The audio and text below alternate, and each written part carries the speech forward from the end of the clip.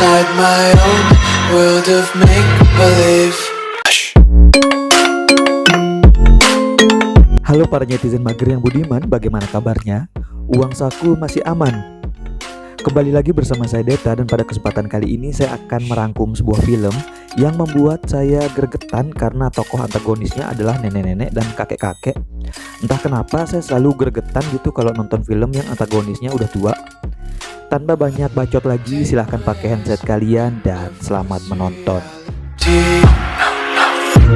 Why can't you just let me eat my weight in glee? Cerita dimulai ketika seorang laki-laki bernama Jason ditemani dua orang detektif mendatangi rumah pasangan lansia yang bernama Henry dan Josephine.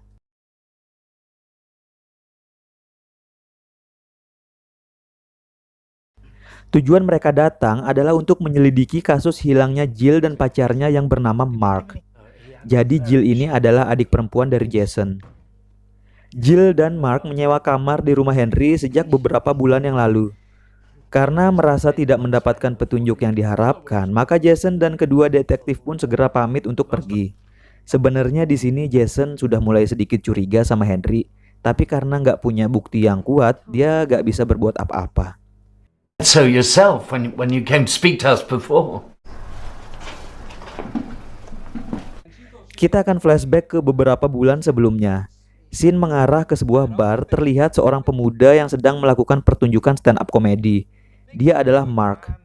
Karena materi stand up komedi yang dibawakan cukup garing, akhirnya sedikit sekali penonton yang tertawa.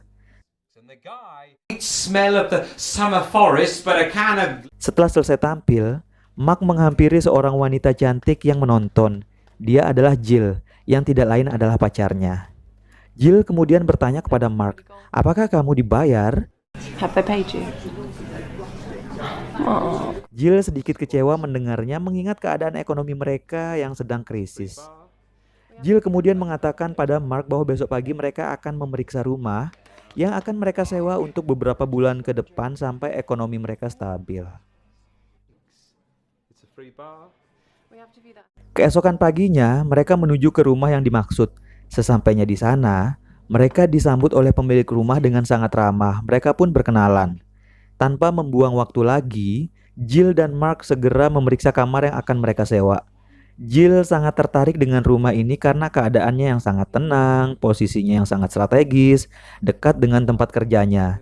Dan yang paling penting, biaya sewanya sangat murah. Sebenarnya Mark tidak terlalu setuju dengan pendapat Jill.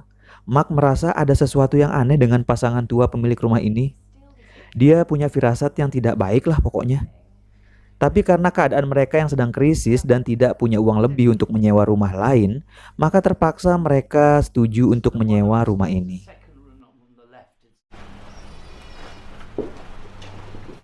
Malam pun tiba.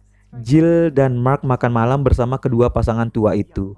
Pada momen ini mereka mengobrol tentang banyak hal, termasuk latar belakang kehidupan mereka masing-masing.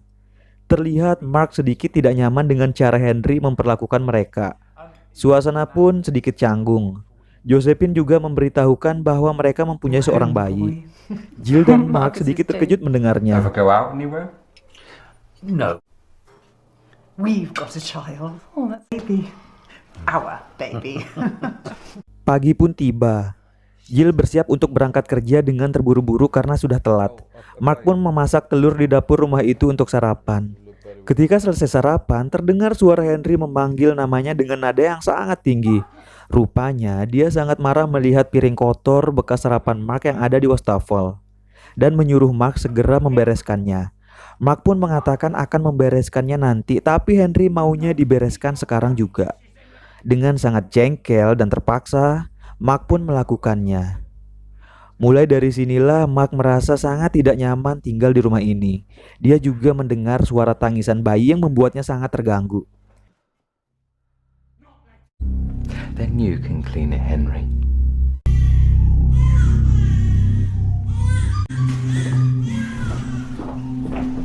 Sore hari pun tiba. Jill yang baru saja pulang kerja merasa sangat lapar. Dengan penuh perhatian, Mark menawarkan akan memasakkan makanan untuk Jill. Ketika akan memasak, tiba-tiba Henry muncul sehingga membuat Mark sangat kaget. Dengan ekspresi datarnya, dia mengatakan kepada Mark bahwa batas terakhir untuk memasak adalah jam 5 sore. Setelah lewat dari itu, maka tidak boleh lagi memasak.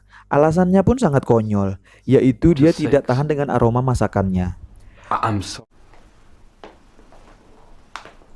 Mark menjadi sangat emosi dan kemudian menceritakan hal ini kepada Jill. Setelah mendengar cerita Mark, Jill pun menyuruhnya untuk mengikuti saja aturan dari Henry sebagai pemilik rumah karena mereka hanya menyewa di sana.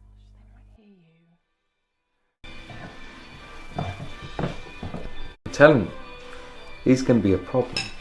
Beberapa hari kemudian, Jason pun datang mengunjungi mereka. Setelah melihat keadaan Mark dan Jill yang sedang krisis keuangan, Jason menawarkan Mark untuk bekerja di perusahaannya, tapi harus memulai dari posisi bawah terlebih dulu.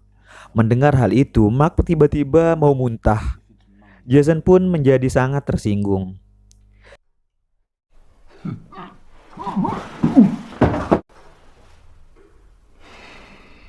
Setelah Jason pulang, Jill dan Mark terlibat percekcokan yang membuat suasana malam itu menjadi tidak sehangat biasanya.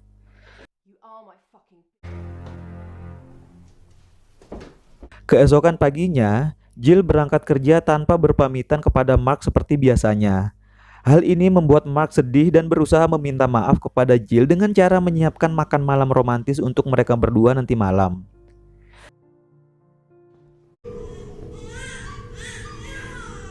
Ketika sedang beres-beres kamar, Mark kembali mendengar suara tangisan bayi. Kali ini Mark semakin curiga karena dia tidak pernah melihat bayi itu secara langsung. Dia juga menyadari bahwa suara tangisan bayi itu terdengar hanya pada saat jam-jam tertentu saja, dan itu sudah berpola setiap harinya. Karena merasa sangat penasaran, Mark memutuskan untuk mencari sosok bayi itu.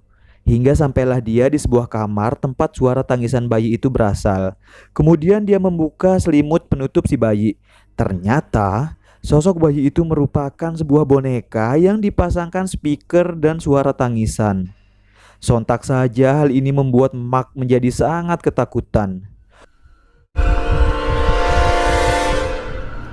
Beberapa saat kemudian terlihat Mark sudah terikat di sebuah kursi yang berada di ruangan tersembunyi sambil disiksa oleh Henry.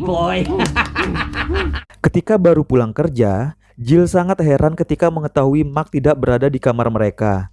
Dia menanyakan Josephine, "Apakah kau melihat Mark?" Josephine menjawab, "Tidak."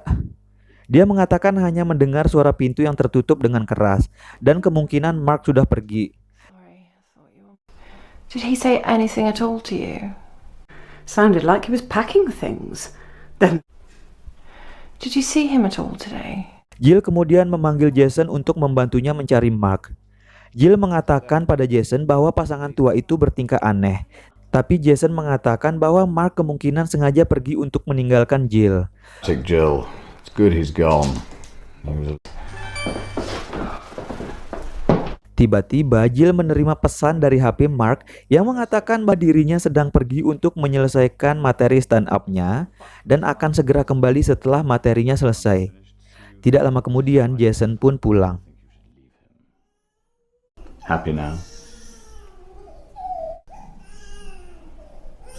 There's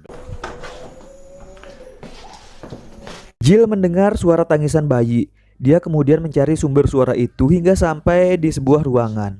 Betapa terkejutnya dia ketika melihat Mark berlumuran darah sambil terikat di sebuah kursi.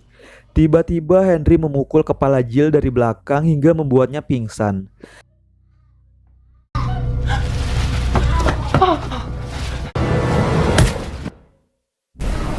Setelah tersadar, mata Jill kemudian ditutup menggunakan kain hingga dia tidak bisa melihat apapun. Henry dengan ekspresi wajah datarnya menikam Mark berulang kali sampai Mark tewas. But I'm no friend of dancing when it's hot. Dancing may do this and that. Flashback pun berhenti sampai di sini. Kita kembali ke waktu yang sekarang. Keesokan harinya, Jason kembali datang ke rumah Henry untuk mencari Jill yang menghilang secara misterius. Henry mengatakan bahwa Jill dan Mark sudah pergi meninggalkan rumah mereka. Tapi Jason tidak langsung percaya begitu saja dengan omongan Henry. Dia pun pergi dari rumah itu.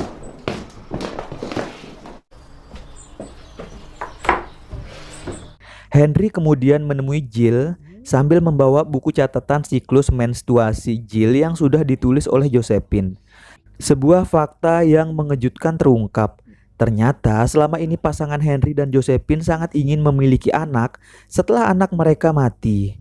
Karena Josephine sudah tidak bisa hamil lagi, mereka pun memutuskan untuk menculik wanita agar bisa ditanami benih oleh Henry. Selama ini sudah banyak sekali wanita korban mereka, tapi tidak ada yang berhasil hamil.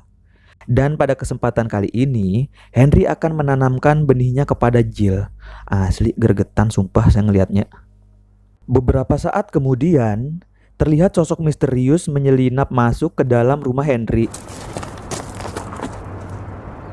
Dan di saat yang bersamaan, Jill berhasil melepaskan ikatannya. Tapi Henry dan Josephine terbangun karena suara yang ditimbulkan oleh Jill. Setelah melepaskan ikatannya, Jill mematahkan salah satu kaki kursi untuk dijadikan tongkat pemukul. Dia mendengar suara langkah kaki datang mendekati tempatnya dan langsung memukulnya dengan tongkat itu. Ternyata orang yang dia pukul adalah Jason yang berusaha membebaskannya. Lalu datanglah Henry dan Josephine yang kembali mengikat Jill dan membunuh Jason.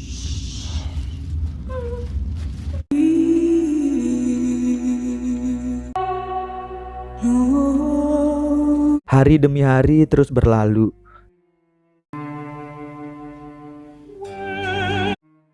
Hingga pada akhirnya Jill hamil. Josephine yang mengetahui hal ini menjadi sangat gembira dan segera memberitahukannya kepada Henry. 9 bulan pun berlalu. Tiba saatnya Jill akan melahirkan bayinya. Josephine dan Henry segera membantu persalinan Jill. We'll have to cut the baby out. Ketika bayinya sudah lahir, Jill langsung menikam Josephine dan Henry sampai keduanya tewas. Mampus. Tapi naasnya si bayi juga tidak bisa bertahan dan harus mati karena kesulitan bernapas. Jill segera keluar dari rumah itu dan dia pun berhasil selamat. Film pun tamat.